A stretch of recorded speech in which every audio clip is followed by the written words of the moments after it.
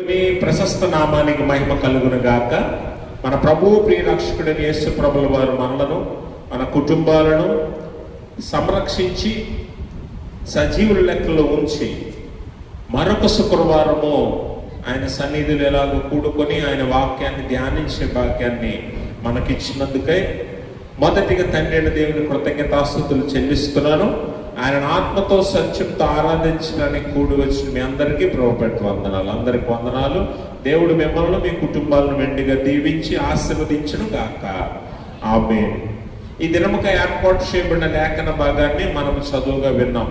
అపోస్తలుడైన పౌలు ఎఫెసీ సంఘానికి రాసిన పత్రిక 4వ అధ్యాయము 26 నుంచి 28 వరకు ఉన్న లేఖన భాగాన్ని మనం చదువుకున్నాం. అయితే అపోస్తలుడైన పౌలు ఎఫెసీ సంఘాన్ని బలపరచడానికి, అలాగే దేవుని గురించిన అనేకమైన సత్యాలను మర్మాలను తెలియజేయడానికి ఈ పత్రికను ఎఫెసీలో ఉన్న సంఘానికి రాస్తూ అనేకమైన ప్రాముఖ్యమైన విషయాలను ఇందులో ప్రస్తావించాడు. అయితే ఇక్కడ దేవుని గురించి తెలియజేస్తూనే సంఘముగా, విశ్వాసిగా, కుటుంబముగా మనం ఆత్మీయంగా ఎదగటానికి, అలాగే అనుదిన జీవితంలో మనం ఎలా జీవించాలో తెలియజేయటానికి అపోస్తలుడైన పౌలు చాలా ఆత్మీయ మర్మాలను ఈ లేఖనాల్లో మనకు తెలియజేస్తాడు. అలాంటి మాటల్లోనే కొన్ని మాటలను ఈరోజు మనం ధ్యానించనై ఉన్నాం. అయితే ఇక్కడ 26వ వచనంలో ఒక మాట మాట్లాడతాడు అపోస్తలుడైన పౌలు. కోపపడుడి గాని పాపము చేయకుడి, సూర్యుడు అస్తమించే వరకు మీ కోపము నిలిచి ఉండకూడదు, అపవాదికి చోటియ్యకుడి, దొంగిలవాడు ఇక మీదట దొంగిలక అక్కరగలవానికి పంచిపెట్టుటకు వీలు కలుగు నిమిత్తము తన చేతులతో మంచి పని చేయించు కష్టపడవలెను. గమనించండి ప్రభునందు ప్రియమైన స్నేహితులారా, ఇక్కడ చెప్పబడిన ఈ మాటలు కేవలము ఆత్మీయ జీవితానికే కాదు కానీ విశ్వాస అనుదిన జీవితానికి కూడా చాలా ప్రాముఖ్యమైనవి. ఈ అనుదిన జీవితంలో మనము చాలాసార్లు శారీరక లక్షణాలైనటువంటి కొన్ని గుణ లక్షణాలను బయట పెడుతూ ఉంటాం. అందులో కోపపడుట అనేది ఒకటి కదా. అందులో కోపపడుట అనేది ఒకటి. శరీర సహజ గుణం కొన్నిసార్లు బయటపడుతూ ఉంటుంది. అలాంటి గుణాలలో ఒకటి కోపపడుట. కొన్నిసార్లు ఏడవటం, లేకపోతే కొన్నిసార్లు మనము నవ్వటం, దుఃఖపడటం, కోపపడటం, ఇలాంటివన్నీ కూడా శరీర సహజ గుణాలు. అయితే దేవుని వాక్యము ద్వారా అపోస్తలుడైన పౌలు దేవుడు ఏమైతే చెప్పమన్నాడో ఆ మాటలను మనకు తెలియజేస్తూ ఈ మాటను తెలియజేస్తున్నాడు. ఏమనంటే కోపపడుడి కానీ పాపము చెయ్యొద్దు అని అంటూ, అంటే మనం గమనించాలి, శారీరక సహజ గుణాలను మనం నియంత్రించవలసిన పని లేదు, కానీ వాటి వలన జరిగే అనర్థాలను మనం అడ్డుకోవాలన్నదే దేవుని యొక్క ఉద్దేశం. ఎందుకంటే ఏడుపు వస్తే ఏడుస్తాం, ఏడవద్దని ఎప్పుడు చెప్పదు కదా. ఆకలిస్తే ఆహారం తింటాం, నిద్ర వస్తే పడుకుంటాం. అయితే వీటేటిని కూడా దేవుడు ఖండించలేదు, కానీ వాటి వలన అనర్థం జరగకుండా ఉండమని, జరగకుండా చూసుకోమని దేవుడు చెప్తాడు. అందుకే శిష్యులతో అంటాడు, మీరు మెలకువగా ప్రార్థన చేయండి అన్నాడు. నిద్రపోవద్దని కాదు, ఆ సమయానికి అది అవసరం కాబట్టి అక్కడ నిద్రను నియంత్రించాలి. రోజు పడుకోవద్దని చెప్పలా, ఆ సమయంలో దేవుని గడియ సమీపిస్తుంది కాబట్టి శిష్యులతో అంటున్నాడు, మీరు మెలకువగా ఉండండి. అలాగే కోపం అనేది సహజంగా మనకు కలిగే ఒక గుణం. అయితే కోపం పడినా పర్వాలేదు, కానీ కోపము వలన జరిగే అనర్థాన్ని మాత్రం జరగలేమొద్దు. అది పౌలు యొక్క ఉద్దేశం. కోపపడండి కానీ పాపం చేయొద్దు. ఒక విషయం గమనించాలి, మనము కోపపడిన పాపం జరగకూడదు అని అంటే అపోస్తలుడైన పౌలు తర్వాత ఒక మాట మాట్లాడతాడు. ఏమనంటే అపవాదికి, మనం గమనించాలి, అపవాదికి చోటియొద్దని ఎందుకు అంటున్నాడు ఆ మాట అని అంటే, మనం ఎప్పుడైతే కోపపడతామో, ఎప్పుడైతే బహుదుఃఖంలో ఉంటామో, ఎప్పుడైతే శారీరక గుణలక్షణాలని మనము అత్యధికముగా కనపరుస్తామో ఆ సమయంలో మనము పాపము చేసే అవకాశం ఉంది. ఎందుకుంది అని అంటే ఆ సమయమే బలహీన క్షణం. ఆ సమయమే మనం బలహీనంగా ఉండి ఆలోచన పని చేయలేనటువంటి క్షణం అది. ఆ సమయంలో ఏం చేస్తాడంటే అపవాది చోటు తీసుకుంటాడు. అపవాది మన జీవితాల్లో ప్రవేశించి వాని ఆలోచన చెప్పున మనల్ని నడిపిస్తాడు. అందుకే కోపం వచ్చినప్పుడు అనరాని మాట అంటాం. ఎలా వస్తుంది అది? అనరాని మాట అంటానికి గల కారణం ఎవరు అంటే అపవాదికి చోటిస్తాం. అందుకే కోపం వచ్చినప్పుడు మన ఆలోచన పనిచేయలేనప్పుడు అపవాది ఆ స్థానాన్ని తీసుకొని వాడి ఆలోచన చెప్పున మనల్ని మాట్లాడిస్తాడు. అందుకనే కోపం వచ్చినప్పుడు అనరాని మాట అంటుంటాం. కోపం వచ్చినప్పుడు కొన్నిసార్లు చేసుకుంటూ ఉంటాం కదా. కాబట్టి కొన్నిసార్లు తీసుకోకూడని నిర్ణయాలు తీసుకుంటాం కోపంలో. అందుకనే కోపపడుడి కానీ పాపం చేయొద్దంటూ దానికి కొనసాగింపుగా అపోస్తలుడైన పౌలు ఏమంటాడంటే ఆ పాపం చేయకుండా ఉండటానికి అపవాదికి చోటియొద్దు. అపవాదికి చోటిస్తే వాడు తప్పక మన చేత పాపం చేయిస్తాడు. కాబట్టి ఆ పాపం జరగకుండా ఉండాలంటే మనం ఏం చేయాలట? కోప్పడినా పాపం చేయకుండా మనల్ని మనం నియంత్రించుకోవాలి. అపవాదికి చోటు ఇవ్వడం అనంటే ఏంటి? అపవాదికి చోటు ఇవ్వడం అనంటే ఏంటి అంటే అపవాది మన జీవితాల్లోనికి ఎలాగైనా రావాలని వాడు గర్జించు సింహము వలె అటు ఇటు తిరుగుతూ ఎదురు చూస్తున్నాడు. అవకాశం కోసం, సమయం కోసం ఎదురు చూస్తూ ఉంటాడు అపవాది. అందుకే అపవాదికి చోటు ఇవ్వద్దునంటే మొట్టమొదటి ఏంటంటే వాడి అధికారం క్రిందకు మనం వెళ్ళకూడదు. అపవాది అధికారం క్రిందకి మనము వెళ్ళకూడదు. మనం గమనించాలి, మన మీద వాడికి అధికారం లేదు. అది గుర్తుపెట్టుకోవాలి. మన మీద సంపూర్ణ అధికారం ఎవరిది? దేవుడు అంటాడు కదా, నేను మిమ్మల్ని విలువ పెట్టి కొన్నాను కనుక మీరు నా సొత్తు. కాబట్టి మీ మీద సంపూర్ణ అధికారం ఎవరికి ఉంది?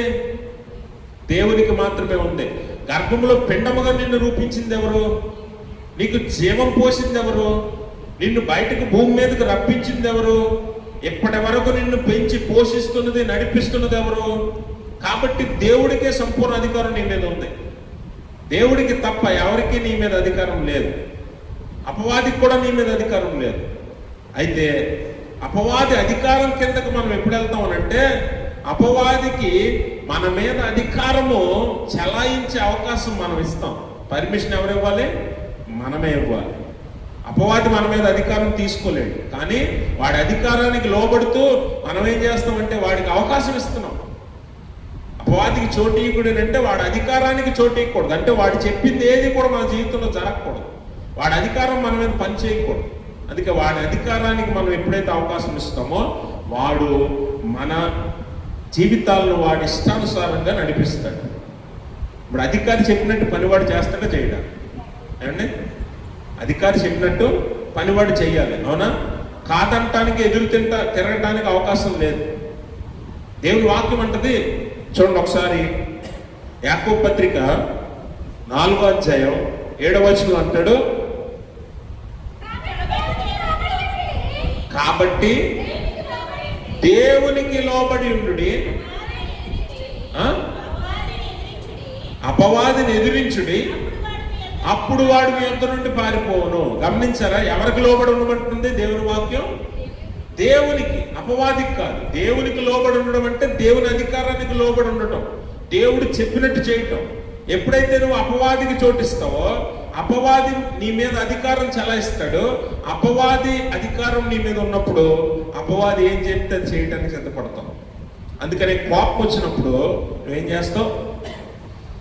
ఆలోచన కోల్పోయి అపవాది చెప్పినట్లుగా తప్పు చేస్తావు, పాపం చేస్తావు, అనరాని మాట అంటావు, లేకపోతే కొన్నిసార్లు అవతల వారి మీద చేసుకుంటావు. ఇవన్నీ ఎందుకు జరుగుతాయట? అపవాది తన అధికారం కిందకి నిన్ను తీసుకుంటాడు. దానికి అవకాశం ఇచ్చింది ఎవరు? నువ్వే. ఎందుకంటే అపవాదికి స్వతహాగా నీ మీద అధికారం లేదు, కానీ నువ్వు అధికారం చలాయించమని అపవాదికి అవకాశం ఇచ్చావు. అందుకే అపవాదికి చోటు ఇవ్వద్దంటే ఏంటంటే అర్థం, వాని అధికారానికి చోటు ఇవ్వద్దు. నీ జీవితంలో ఏం జరిగినా దేవుని అధికారాన్ని బట్టి దేవునికి లోబడి నువ్వు జరగాలి తప్ప అపవాదికి నువ్వు ఎప్పుడైతే లోబడతావో అపవాది తన నిర్ణయాన్ని బట్టి నిన్ను నడిపిస్తాడు. తన నిర్ణయాన్ని బట్టి నిన్ను నడిపిస్తాడు. అందుకనే అపోస్తలుడైన పౌలు అంటాడు, అంత గొప్ప వాడ కూడా దేని వల్ల నడిపించబడుతుందట? చిన్న చుక్కాని వల్ల నడిపించబడుతుంది. అంటే ఇప్పుడు మన జీవితం అంతా అపవాది అధికారం కింద వెళ్ళింది అనుకోండి, అపవాది ఏం చేస్తాడంటే వాడి ఆలోచన చెప్పున మనల్ని నడిపిస్తాడు. మన ఇష్టం ఇంక జరగదు. వాని దాస్యంలో మనం ఉంటాం, వానికి పాపానికి దాసులు అయిపోతాం.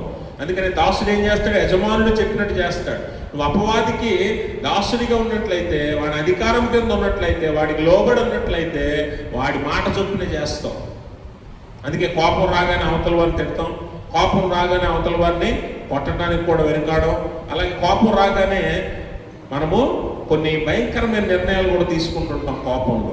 అందుకే మొట్టమొదటిగా అపవాదికి చోటు ఇవ్వద్దు అంటే కారణం ఏంటంటే అపవాది అధికారానికి నీ జీవితంలో చోటు ఉండకూడదు. రెండవది ఏంటి అంటే అపవాదికి చోటు ఇవ్వద్దు అంటే అపవాది మన జీవితంలో చోటు సంపాదించడానికి మూల కారణం ఏంటి అంటే భయం. ఏంటి?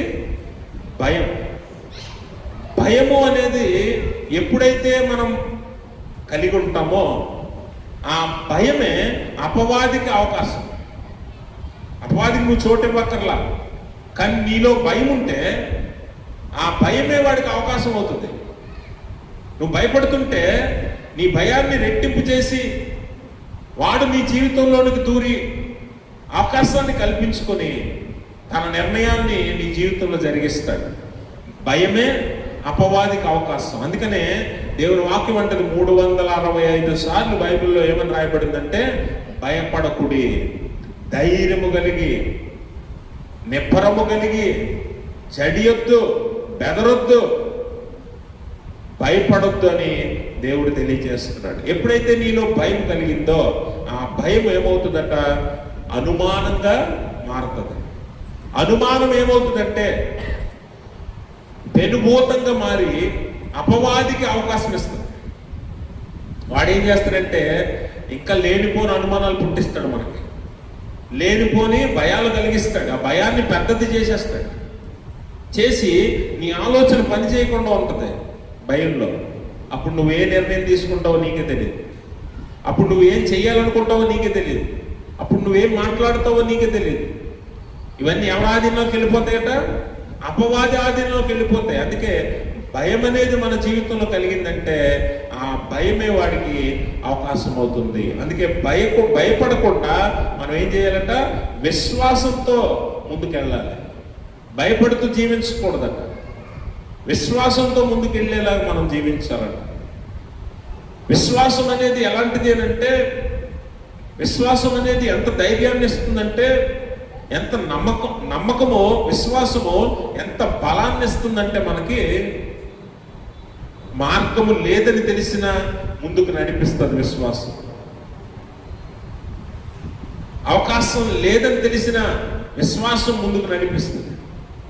అందుకే అపోస్తలుడు పౌలు అంటాడు, మేము వెలిచూపు వలన కాదు కానీ విశ్వాసం వల్లనే ముందుకెళ్తున్నాం, విశ్వాసం వల్లనే మేము నడుచుకుంటున్నాం. వి వాక్ బై ఫెయిత్ అంటాడు. విశ్వాసం అనేది మార్గము లేదని తెలిసినా కూడా నిన్ను నడిపిస్తుంది. విశ్వాసం అనేది మార్గాన్ని కలిగేలా చేస్తుంది. అందుకని యేసు ప్రభువు అంటాడు, మీలో ఆవగింజంత విశ్వాసం ఉన్నా సరిపోతుంది. ఎందుకంటే ఫెయిత్ కెన్ మూవ్ గాడ్. విశ్వాసము దేవుణ్ణి కదిలిస్తుందట, మనలో విశ్వాసం. కాబట్టి మన విశ్వాసం ఎంత బలమైందైతే మన భయము అంత తగ్గిపోతుంది. మన విశ్వాసం ఎంత గొప్పదైతే మనలో అనుమానాలు అంతా తగ్గిపోతాయి. భయము అనుమానము అపవాదికి చోటిస్తుంది నీ జీవితంలో. అపవాది నీ జీవితంలో ప్రవేశిస్తే వాడు నీ చేత తప్పక పాపము చేయిస్తాడు అన్న విషయాన్ని మనం గమనించాలి. అందుకనే మీరేం కలిగి ఉండకూడదట? భయము కలిగి ఉండకూడదు. కొన్నిసార్లు మన జీవితాల్లో ఎన్నో ఆటుపోట్లు ఎదురవుతుంటాయి. కొన్నిసార్లు ఎంత భయాన్ని కలుగు చేస్తాయంటే, కొన్నిసార్లు ప్రాణం పోతుందేమో అని భయం ఉంటుంది, కొన్నిసార్లు సమస్తము పోగొట్టుకున్నామని భయం ఉంటుంది, కొన్నిసార్లు ఆర్థిక ఇబ్బందుల వల్ల, లేకపోతే కొన్నిసార్లు కుటుంబం వల్ల, ఎదుర్కొనే పరిస్థితుల వల్ల, పని చేసే చోట, లేకపోతే ప్రయాణాల్లోనూ కొన్నిసార్లు భయాన్ని కలుగు చేస్తాయి సంఘటనలో. అయినా కూడా తేరుకొని విశ్వాసం చేత ఎప్పుడైతే మనం బలపడతామో అపవాదికి చోటిచ్చే అవకాశం దొరకదు. అపవాది మన జీవితాల్లో ప్రవేశించే అవకాశం దొరకదు. కాబట్టి భయం అనేది ఎప్పుడైతే మనలో కలుగుతుందో అది అపవాదికి అవకాశంగా మారుతుందని దేవుని వాక్యం తెలియజేస్తుంది. అందుకనే తిమోతికి అపోస్తలుడైన పౌలు అంటాడు, 2 తిమోతి పత్రిక 1వ అధ్యాయము 7వ వచనాన్ని ఒకసారి చదువుదాం. దేవుడు మనకు శక్తియు ప్రేమయు ఇంద్రియ నిగ్రహము గల ఆత్మనే ఇచ్చును గాని పిరికితనము గల ఆత్మని ఇయ్యలేదు. గమనించండి, దేవుడు మనల్ని జీవితంలో నడిపించడానికి తోడుగా ఎవరినిచ్చాడట? ఇంద్రియ నిగ్రహము కలిగిన ఆత్మను, శక్తియు ప్రేమయు ఇంద్రియ నిగ్రహము కలిగిన ఆత్మనిచ్చాడు. అంటే ఈ ఆత్మ శక్తివంతమైనది, బలమైనది, ప్రేమ కలిగింది, ఇంద్రియ నిగ్రహము కలిగింది. అలాగే పిరికి ఆత్మ కాదు. ఇది పిరికి ఆత్మ కాదు. పిరికివారంటే భయపడేవారు అపవాదికి ఎల్లప్పుడూ చోటిస్తూనే ఉంటారు. కానీ దేవుడు నిన్ను నన్ను నడిపించడానికి తోడుగా ఆదరణకర్తగా ఎవరినిచ్చాడట? ఇంద్రియ నిగ్రహము కలిగి శక్తి కలిగిన మనందరినీ ప్రేమించే పరిశుద్ధాత్మను తోడుగా ఇచ్చాడు. అందుకనే ఆ ఇంద్రియ నిగ్రహం అనేది మనలో ఉంటే, ఆ శక్తి చేత మనం నింపబడితే, ఆత్మశక్తి చేత మనం నింపబడితే మనలో భయం అనేది ఉండదు. మనలో భయం అనేది ఉండదు. దేనికి నువ్వు జడవవు, దేనికి నువ్వు బెదరవు, దేనికి నువ్వు జంకవు. ఎప్పుడైతే నువ్వు భయపడిపోతున్నావో, ఎప్పుడైతే నువ్వు జంకుతున్నావో, ఎప్పుడైతే వెనకడుగేస్తున్నావో అపవాది ఏం చేస్తాడంటే నీ జీవితంలోనికి దూరుతాడు. నీ జీవితంలో ప్రవేశించి నిన్ను వెనక్కి లాగుతూ ఉంటాడు. ప్రతి ప్రయత్నానికి నిన్ను వెనక్కి లాగుతాడు.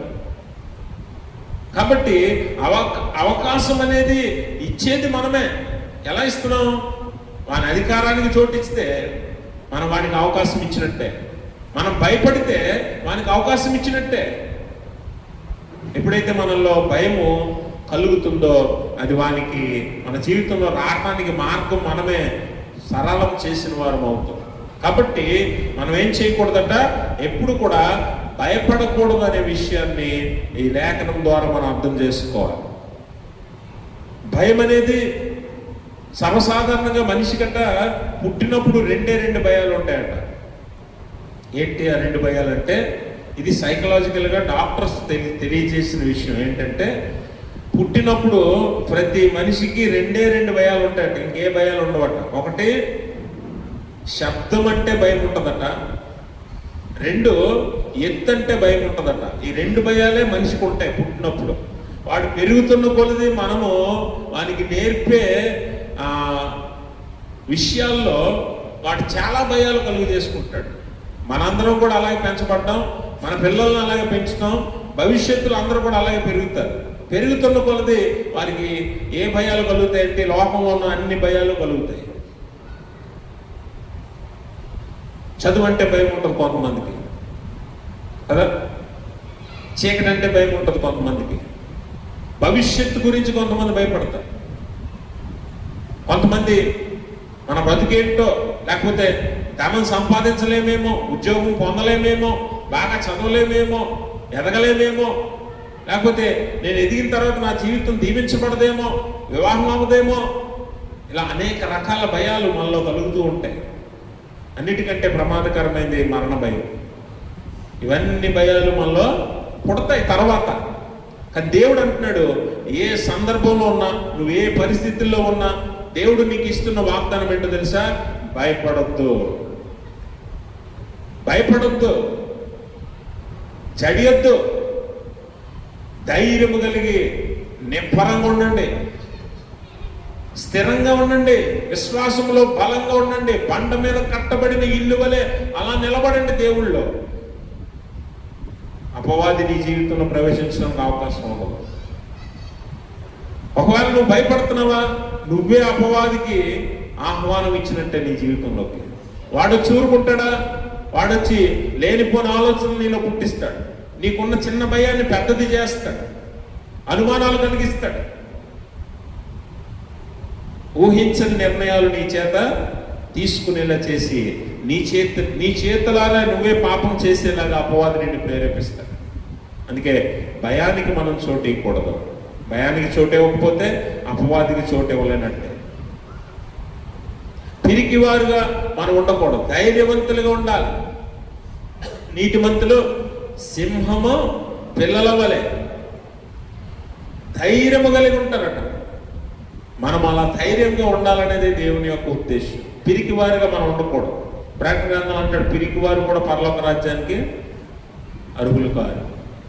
అందుకే మన జీవితాన్ని ధైర్యముగా జీవించాలి. ఏ పరిస్థితులు వచ్చినా, ఎలాంటి స్థితిగతులు మారినా కూడా అపవాదికి చోటు ఇవ్వకుండా, భయపడకుండా మనం ధైర్యంగా ముందుకు వెళ్ళాలన్నది దేవుని యొక్క ఉద్దేశం. అందుకనే దేవుడు అంటున్నాడు, అపవాది మన జీవితాల్లో ప్రవేశించకున్నట్లు మనం ఏం చేయకూడదు, భయపడకూడదు.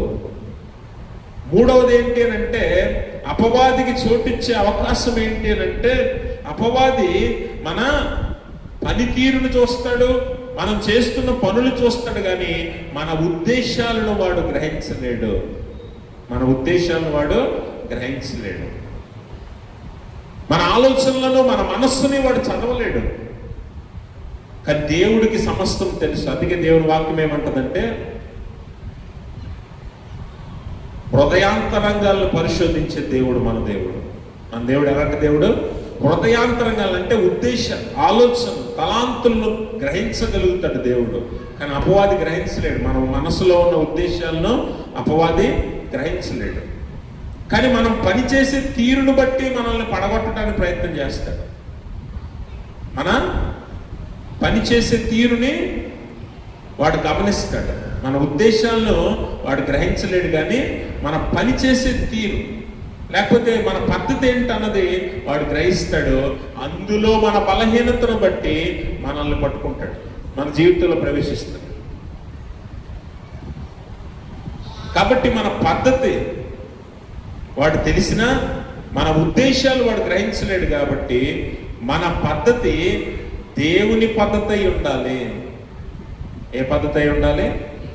దేవుని పద్ధతి, దేవుని క్రమమై ఉండాలి. ఏ క్రమం పడితే ఆ క్రమం మనం వినియోగిస్తే మన బలహీనతలు వాడి చేతికి అప్పగించినట్టే. అందుకే దేవుని వాక్యం అంటది, రోమాపత్రిక 12వ అధ్యాయం 2వ వచనంలో, ఈ లోక మర్యాదను అనుసరింపక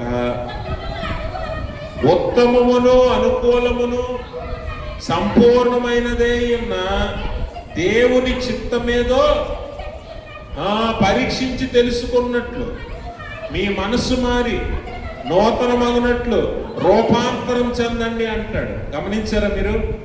అంటే మన పద్ధతి ఏ పద్ధతి అయి ఉండాలంట? లోక మర్యాద అయి ఉండకూడదు, లోక పద్ధతి అయి ఉండకూడదట. లోక పద్ధతి అయితే అందులో బలహీనతలు, లేకపోతే అందులో లోపాలు కనిపిస్తే అపవాదికి, ఆ లోపాలను బట్టి వాడు మన జీవితంలో ప్రవేశిస్తాడు. ఏదో ఒక లోపంలో మనము వాడికి దొరుకుతాం. అందుకే మీ పద్ధతి లోక పద్ధతి అవ్వకూడదు, లోక మర్యాద అనుసరించి మీరు జీవించకూడదు. దేవుని చిత్తమేదో పరీక్షించి తెలుసుకొని దాన్ని నెరవేర్చుటకు మీ మనసు మార్చుకొని నూతనమగునట్లు మీరు రూపాంతరం చెందండి అని ఎందుకు అంటున్నాడంటే, మనము మన మనసులు మారవు, మన బుద్ధి మారదు, పద్ధతి మారదు. మనం ఆ పద్ధతులు, లోక పద్ధతులు, లోక మర్యాదను మనం మన విశ్వాస జీవితంలో కూడా ఆచరిస్తాం. కాబట్టి అందులో లోపాలు ఉంటాయి. ఆ లోపాలను బట్టి అపవాది మన జీవితంలో ప్రవేశిస్తాడు. ఆ లోపాలే వాడికి అవకాశాలు. కాబట్టి మన పద్ధతి ఎలా ఉండాలంటే, మన పద్ధతిని గమనిస్తాడు.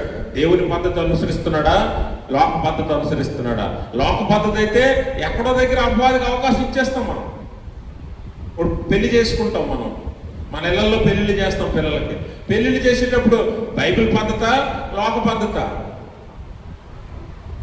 చెప్పండి. అక్కడేమైనా దొరుకుతున్నాం అపవాదికి కదా. మంగళవారం అంటాం, మంగళవారం రోజు కాదా? ఏమండి? శుక్రవారం అంటాం, శుక్రవారం రోజు కాదా? శుక్రవారంలో 48 గంటలు ఉంటాయా? మంగళవారంలో 12 గంటలే ఉంటాయా? మిగిలిన రోజుల్లాగా ఈ రోజులు ఉండవా? మనం ఏ పద్ధతి అనుసరిస్తున్నామో అది గమనిస్తాడు అపవాది. దాన్ని బట్టి అందులో ఉన్న లోపాన్ని పట్టుకొని మన జీవితంలోకి వస్తాడు. అపవాదికి చోటీకుడు అంటే అదే మరి.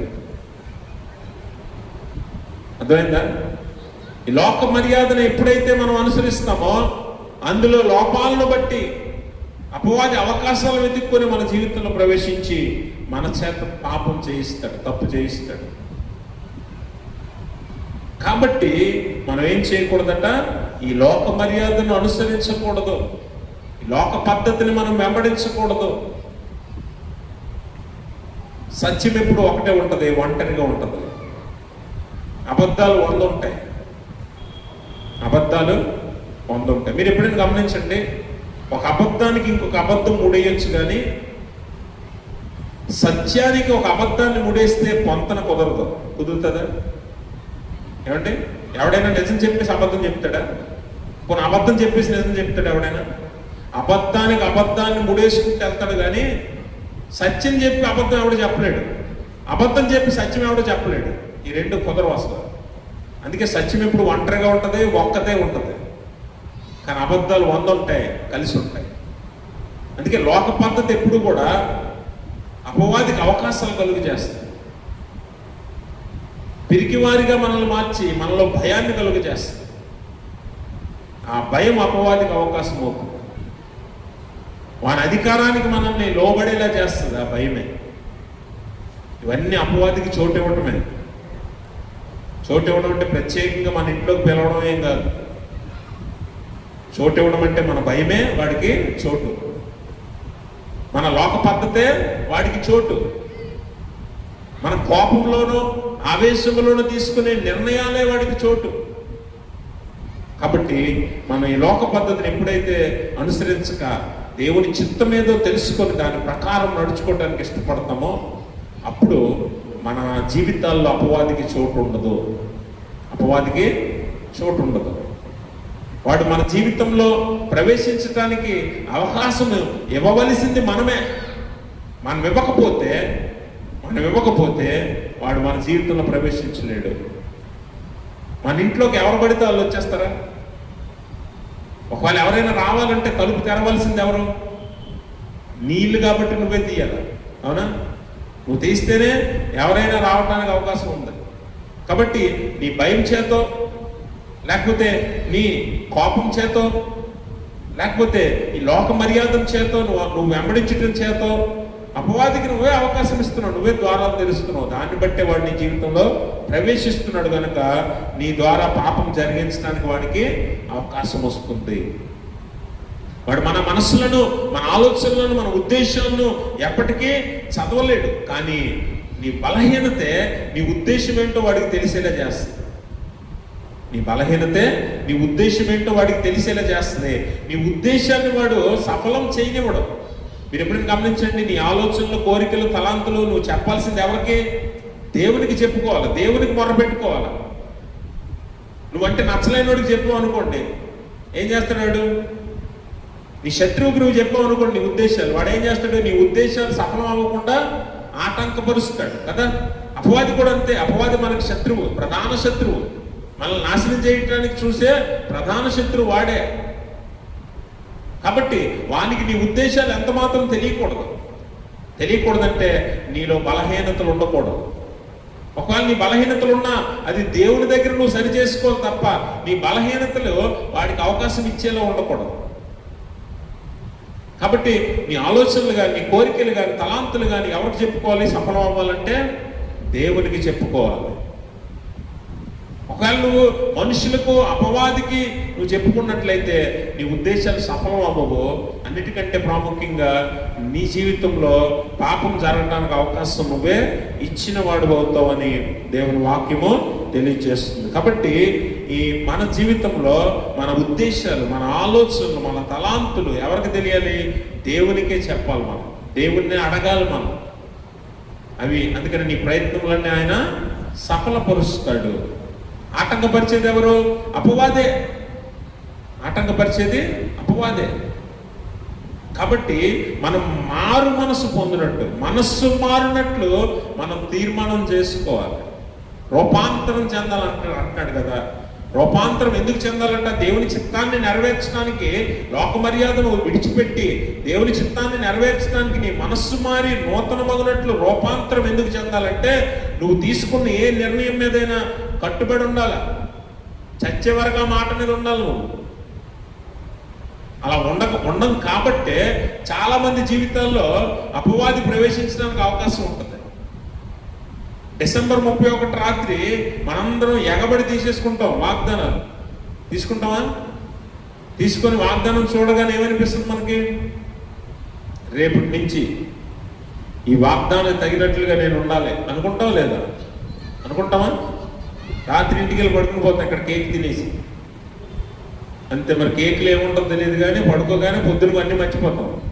మళ్ళీ 31 పొద్దున్న ఎలాగుందో ఒకటి పొద్దున కూడా అలాగే ఉంటుంది. మారదు, ఏం మారదు. ఎందుకు మారదు తెలుసా? నువ్వు మారవు, అసలు నీ మనసు మారదు, అసలు నీ తీర్మానాన్ని నువ్వు గట్టిగా పట్టుకో.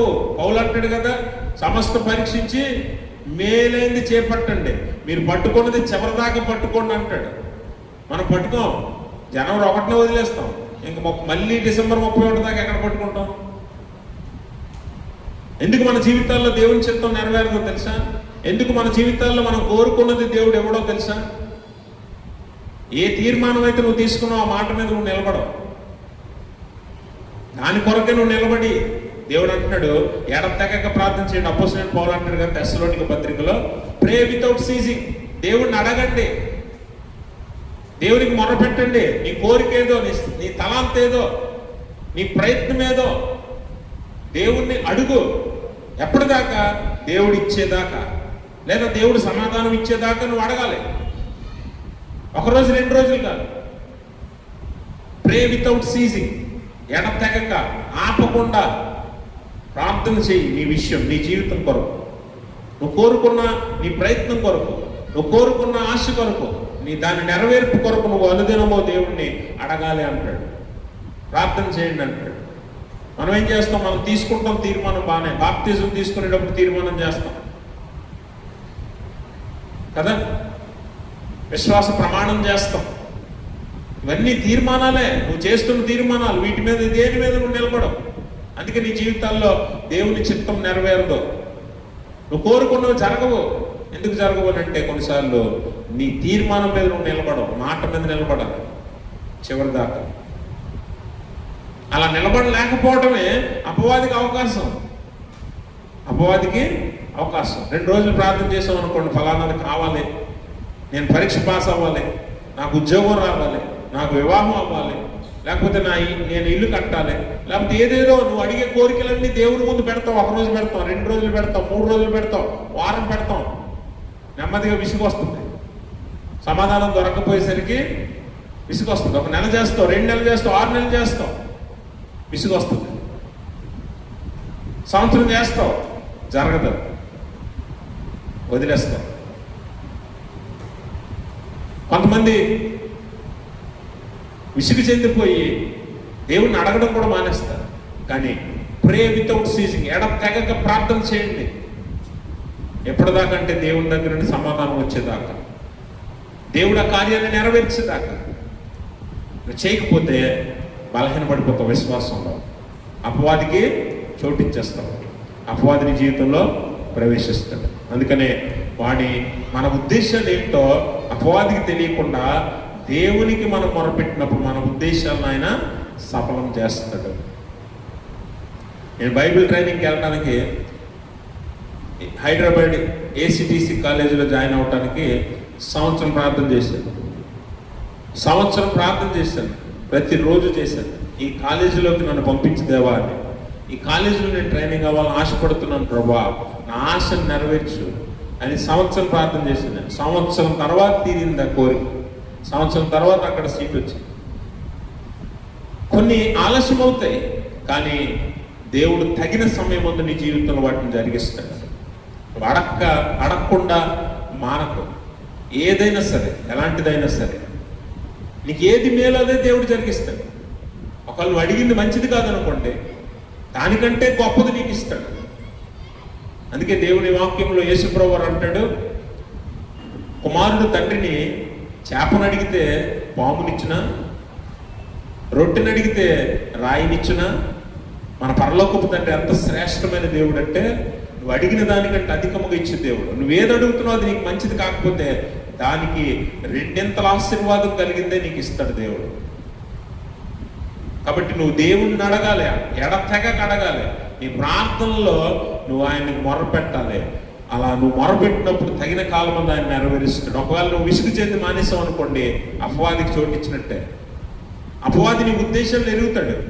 అపవాది నీ ఉద్దేశాలు ఎరిగి వాటిని నిష్ఫలం చేసేలాగా ఆటంకపరిచి నిన్ను పాపం వైపు నెట్టేస్తాడు. కాబట్టి నువ్వు నీ ఉద్దేశాలను ఎవరికి చెప్పాలి? అపవాదికి కాదు, దేవుడికి చెప్పాలి. కాబట్టి ఆ ఉద్దేశాలను వాడికి తెలియజేయడం కూడా నువ్వు అపవాదికి చోటు ఇవ్వటమే అనే విషయాన్ని మనం గమనించాలి. అలాగే మనం గమనించాలి, అపవాది ఎప్పుడు కూడా మొట్టమొదటే మన నాశనాన్ని కోరుకోడు. అపవాది మన జీవితంలో ప్రవేశించాలంటే మన నాశనాన్ని ఎప్పుడు కోరుకోడు అపవాది. అన్నిసార్లు మన నాశనాన్ని కోరుకోడు. కొన్నిసార్లు ఏంటంటే బలహీనుల్ని వెంటనే నాశనం చేస్తాడు అపవాది.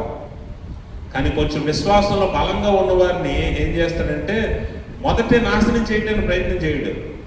ముందు వాడిని మోసం చేయడానికి ప్రయత్నం చేస్తాడు, తర్వాతే నాశనం చేస్తాడు అపవాది.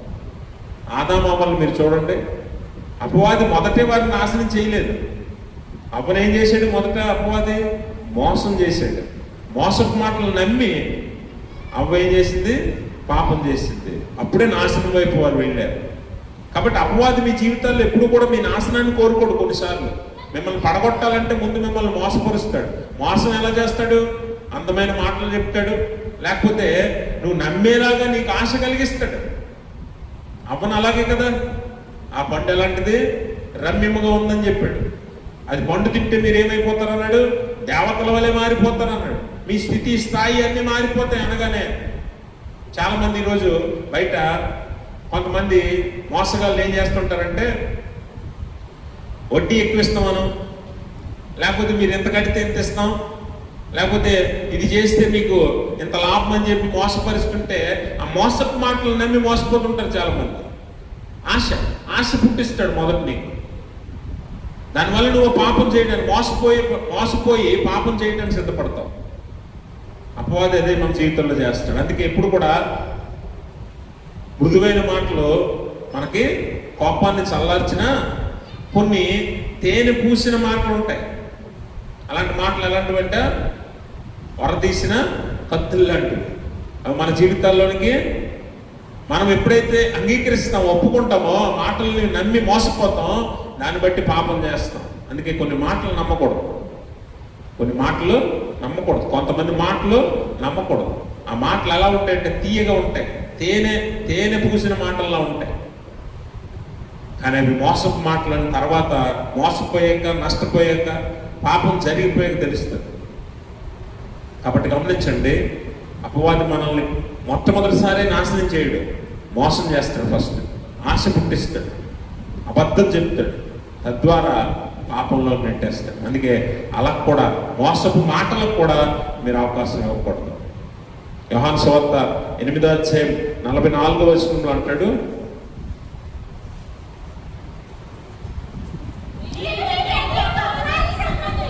అమ్మా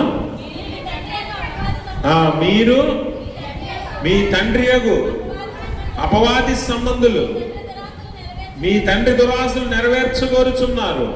ఆది నుండి వాడు నరహంతకుడు అయి ఉండి సత్యమందు నిలిచిన వాడు కాడు, వానిందు సత్యమే లేదు. వాడు అబద్ధమాడినప్పుడు తన స్వభావము అనుసరించియే మాట్లాడును. వాడు అబద్ధికుడును అబద్ధమునకు జనకుడునై ఉన్నాడు. అర్థమైందా? అబద్ధం చేత నీకు ఆశ పుట్టిస్తాడు, నువ్వు నమ్మేలా చేసి నిన్ను మోసం చేస్తాడు, తద్వారా నిన్ను పాపంలో పడేస్తాడు. అంటే వాని అధికారానికి మనం చోటు ఇచ్చేస్తాం, వాడు చెప్పిన మాట వింటాం. కాబట్టి వాడు చిత్తాన్ని నెరవేర్చడానికి మనం సిద్ధపడతాం. వాడి చిత్తం ఏదంట? వాడి చిత్తము పాపమే. ఆ పాపాన్ని నెరవేర్చడానికి మనమే సిద్ధపడతాం. అంటే అన్ని విధాలుగా అవకాశం మనమే ఇచ్చేస్తాం వాడికి. కాబట్టి వాని అధికారానికి చోటు ఇవ్వద్దు. మనలో భయం కలగకుండా మనం జాగ్రత్త పడి వానికి చోటు ఇవ్వకుండా ఉండాలి. అలాగనే వానికి మన పద్ధతి లోక పద్ధతి కాదు, దేవుని పద్ధతి, దేవుని చిత్తము అని వాడు తెలుసుకొని మన నుంచి పారిపోయేలాగా మనము దేవుని చిత్తాన్ని వెంబడించాలి, లోక మర్యాదను వెంబడించకూడదు. అలాగే మన ఉద్దేశాలను వాడికి తెలియచేయకూడదు. దేవుని ఎదుట మనం మొరపెట్టుకోవాలి. అలాగే మనం ఏం చేయకూడదట, వానికి ఎట్టి పరిస్థితుల్లోనూ మన మాయ మాటల వలన, మోసపు మాటల వలన మనం మోసపోకుండా జాగ్రత్త పడి వానికి అవకాశం ఇవ్వకూడదు. అప్పుడు అపవాదిని మనం ఎదిరించినట్టు. అప్పుడు వాడికి ఏ అవకాశం లేక అన్ని తలుపులు మూసుకుపోయి మన దగ్గరకు రావటానికి, మన జీవితంలో ప్రవేశించడానికి అవకాశమే లేక వాడు మన దగ్గర నుంచి పారిపోతాడని యాకోబు భక్తుడు చెప్పినట్లుగా జరుగుతుంది. కాబట్టి అపవాదికి ఎట్టి పరిస్థితుల్లో చోటు ఇక మన జీవితంలో పరిశుద్ధాత్మ నడిపింపుకు, అలాగే దేవుని చిత్తానికి మాత్రమే చోటిస్తే తప్పక మన జీవితాలు విజయవంతం అవుతాయి, దేవుని చేత దీవించబడతాయి. తగిన కాలం ముందు ఆయన మనల్ని హెచ్చింపునకు తీసుకెళ్తాడు. అట్టి స్థితి దేవుడు తన పరిశుద్ధాత్మ ద్వారా మనందరికీ దయచేయును గాక. ఆమేన్. సమస్త జ్ఞానములకు మించిన దేవుని సమాధానం యేసుక్రీస్తు వల్ల మీ హృదయములకు, మీ తలంపులకు కావలి ఉండును గాక. ఆమేన్.